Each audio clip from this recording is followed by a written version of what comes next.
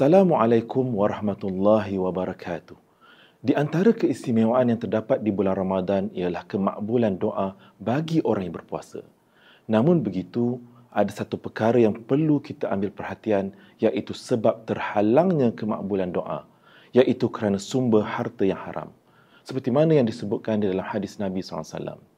Ada di kalangan kita yang tidak menghiraukan urusan keuangannya.